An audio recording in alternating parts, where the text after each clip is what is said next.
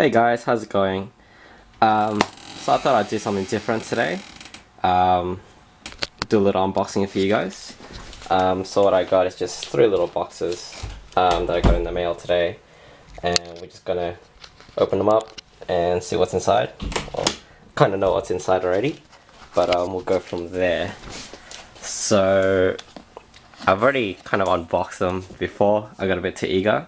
But let's just pretend everything is still sealed up, and let's crack them open and see what we have. So we'll go with the big box first. So I got this from Amazon. I'm quite excited about this one actually. So what I got was pretty much a box full of these little airbags that I can play with. They're really fun. So I'm going to replace my springs in the bed and use this little airbags and see how they go for lumbar support. But also I got another thing from Amazon, so I just chuck that away. So underneath all this mattress support, I've got this little baby. So I've got South Park, The Stick of Truth, the Grand Wizard Edition on PS3, of course. So yeah, so basically this little baby is a collector's edition for the new South Park game. It comes with a nice little Cartman figurine there, 12 inches, which is what the ladies want, I assume. Anyway, whatever. Let's just scratch that retarded joke. So yeah, so there's the little box there. So basically in this box it comes with the Cartman figurine, a little map there, and some DLCs. So basically some of you might have pre-ordered this already on EB Games for $100 and something. But obviously there's been some issues with the Australian version and some of the European version versus the US version. And what I mean by issues, nothing too major, but some of you who are gamers might know that there have, in Australia and in some European countries, some aspects of the gameplay, nothing to interrupt the campaign, has been banned from the actual game. So there's a few mini games, if you want to call it, that were banned from the actual gameplay itself. And so yeah, so hopefully I can fully experience the whole game without any little pop-ups. And yeah, that's what I was supposed to mention as well, is that in the game, if you're playing the Australian version or the European version, the gameplay that were banned, there's gonna, well, in Australia especially, there's gonna have a little koala pop-up, and then basically they just apologize for not being able to show it due to the stupid Australian restriction, and also basically describes the actual gameplay itself. So hopefully with this, the American version, I can get the full dicks and asses and probing and everything else. Also, I know with the DLCs, probably it might not work on my PS because I have the Australian PS. But with that said, I have bought games from the US before, and I was able to get the DLC. But yeah, we'll have to see. I'm not too disappointed if I don't get the DLC, just want to fully experience the game. So anyway, so that's South Park, The Stick of Truth, and I'll pop that to the side of it. Alright, so now I've got these 2 little things as well. So I'll put the other one on top first, and I'll get to this one first. So yeah, so this one is, as you probably guess, is a comic book, and most of you know I am a comic book collector. So pretend I've cut all this up, open it up and everything, and yeah, let's see what's inside. So first of all, I have to say I'm really happy with the packaging. They packaged it very well, very secure. Yeah, no damage when I inspected it. So yeah, so let's just get this open. Okay, yeah, as you can see, they've wrapped it up in newspapers and everything, which is really good. I'm quite happy with it.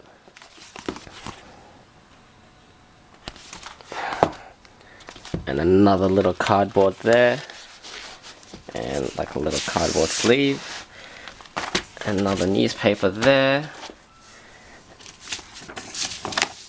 and then they put it in bubble wrap, which is awesome, and I will play with that a bit later.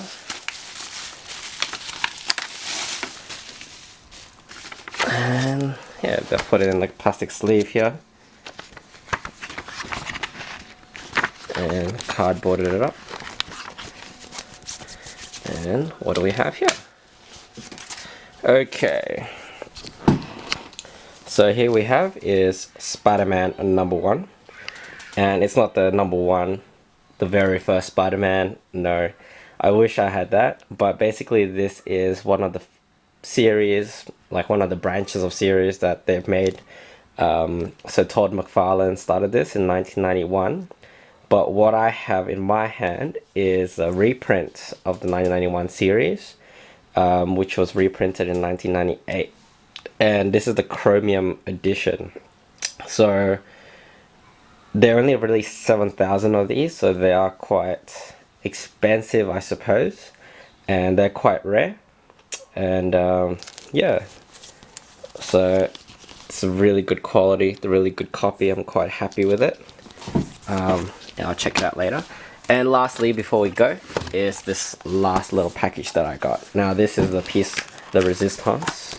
It's also another comic book, but this is a graded comic book. This is Iron Man #1, as you can see, and it's a 9.2 grading.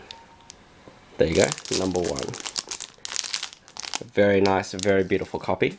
So this is not the very first appearance of Iron Man per se, but this is the first comic book in the Iron Man series where he had his first solo appearance. And in case my battery dies, just, you know, letting you know, but I'll keep talking. So basically, his first appearance is in Tales of Suspense #39, I believe. But this is his first solo series, so this is going for quite a while, quite a lot actually, especially the 9.2, but I got mine for a pretty fair price, I would say. I didn't get ripped off or anything. So most of you would wonder what the 9.2 is and what the whole grading system is. I'll give you a quick overview. So basically the whole grading purpose is, you know, obviously to kind of for seller purpose and for collector's purpose, to know how much or what quality and what value your comic book is worth. So the grading goes from 10 to 9.8, 9.6, 9.4, 9.2, 9.0, 8.5, 8.0, 7.5, so on and so forth. So a 9.2 is pretty good. A 10 is pretty much absolutely perfect. There's no marks, there's no nothing. It's a perfect book. It's rare to get a 10 in like older comic books such as this one. This is 1968, so this is quite old. This is about a 30-40-year-old comic book. No, more longer than that actually. Sorry, my math is gone. It's a almost 40, almost 50 years old book. So it's quite impossible to get a 10 on that. Probably the highest in an old book like this is probably a 9.6, I would say. 9.8s are quite rare as well. Like the newer comics, you can definitely get a 10, a 9.8, but so on and so forth. I'll show you an example of one of my comics I have, if you just go over here. So I have Doctor Strange #1, which is a 9.6, and this is a 1970 something book, 74 book.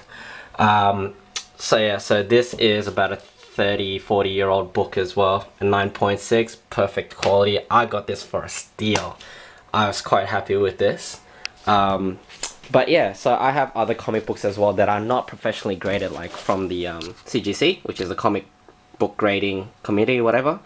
But I would say they are quite near mint, 9.2s, 9.4s, without even professionally grading it, through some research and stuff. So anyway, so that's been an unboxing of these 3 packages. Hope you guys enjoyed. Thought something different. And yeah, hope you guys are having a good day, and catch you guys later. Alright, see you guys.